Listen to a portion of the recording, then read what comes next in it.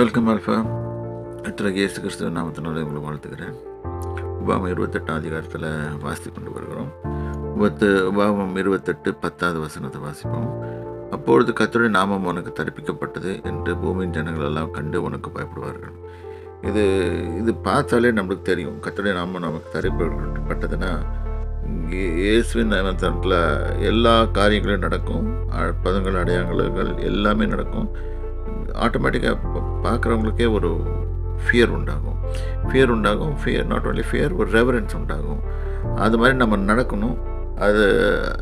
அது நம்ம ப்ரூவ் பண்ணணும். ஆக்சுவலாக இன்ஃபேக்ட் கர்த்தரால் நம்ம அழைக்கப்பட்டிருந்தால் நம்ம கண்டிப்பாக அது மாதிரி நடந்து காட்டுவானோ.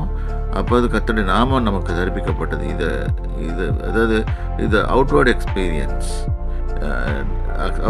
அவுட்வேர்டில் நம்மளை பற்றி அவர்கள் கூறிக்கொள்வது அதை குறித்து எழுதப்பட்டிருக்கிறது.